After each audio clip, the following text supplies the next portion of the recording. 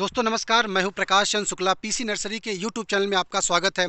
ये जो ब्यूटीफुल पौधा आप देख रहे हैं, इसको फ्लेम ऑफ द फॉरेस्ट, इसी को टेसू, इसी को पलास के नाम से जाना जाता है।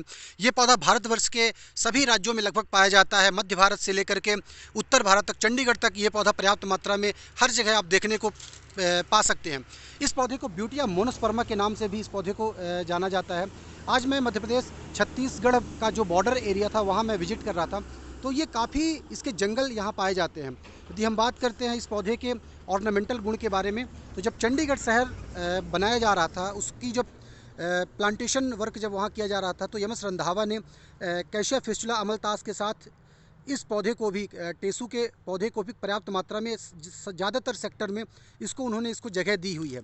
फ्लावरिंग ट्रीज़ ऑफ इंडिया में काफ़ी मात्रा में इसके बारे में जानकारी मिलती है, और आयुर्वेदिक ग्रंथों में इसकी बहुत ज़्यादा औषधि गुणों से परिपूर्ण इसे बताया गया है।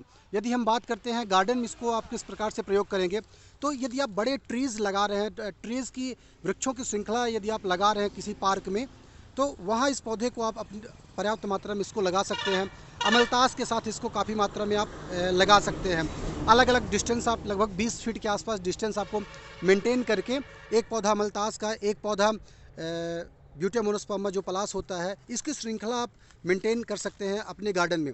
यदि हम बात करें इसके औषधि गुणों के बारे में, तो इसका सबसे ज़्यादा जो औषधि गुण होता है, किसी प्रकार की यदि आपको खुजली की समस्या यदि आपके शरीर में रहती है, या फोड़े फुंसी बहुत ज़्यादा निकलते हैं, तो इसके जो फूल होते हैं, फूलों को पानी में उबाल करके सतत सेवन से काफ़ी मात्रा में इसमें फ़ायदा देखा गया है। बवासीर में भी इसके फूलों को पानी में उबाल करके बहुत ज़्यादा फ़ायदा देखा गया है। इसी प्रकार से छोटे बच्चों में यदि किसी प्रकार के कीड़े हैं, उनके पेट में यदि हैं, तो इसके जो बीज होते हैं, गुठली इसकी जो होती है, उसको कूट करके और फ्लावर को उबाल करके उसका रस भी यदि आप मिला लेते हैं, तो बहुत ज़्यादा फ़ायदा इधर देखा गया है। पौरुष शक्ति में भी इसका विशेष गुणधर्म इस पौधे का पाया गया है। कई रिसर्च पेपर तो ये भी कहते हैं कि शुगर के जो पेशेंट हैं, इसके फूलों, सूखे फूलों को उबाल करके सेवन से भी काफ़ी फ़ायदा देखा गया। और ये भी देखा गया है कि बहुत ज़्यादा नुकसान आपके शरीर में नहीं होता, क्योंकि इसके फूलों के सेवन करने से इसमें नाइट्रिक ऑक्साइड भी होता है, जो कि आपका शरीर में उत्तेजना ये पैदा करता है और काम शक्ति को भी बढ़ाता है। तो इसके फूलों को उबाल करके सेवन करने से बहुत ज़्यादा फ़ायदा इसमें देखा गया है।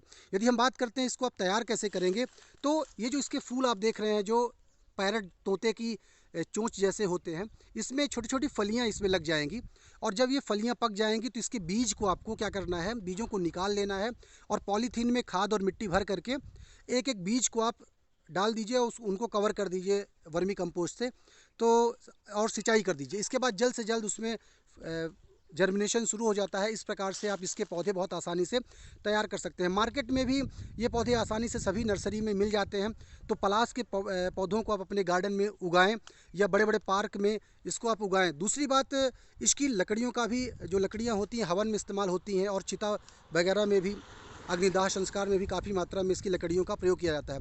ये बहुत ही शुभ पौधा होता है, और नवग्रह वाटिका में सर्वाधिक मात्रा में पलास प्रयोग किया जाता है। तो आप इन पौधों को अपने यहाँ उगा सकते हैं, और इनके औषधि गुणों का आप पर्याप्त मात्रा में फ़ायदा ले सकते हैं। तो दोस्तों, ये जानकारी रही पलास पौधे के बारे में। आपको हमारा ये वीडियो कैसे लगा, हमारे कमेंट सेक्शन में बताएं, और पीसी नर्सरी के यूट्यूब चैनल को आप लाइक करें और हमारे वीडियोज़ को सब्सक्राइब करें। बहुत बहुत धन्यवाद।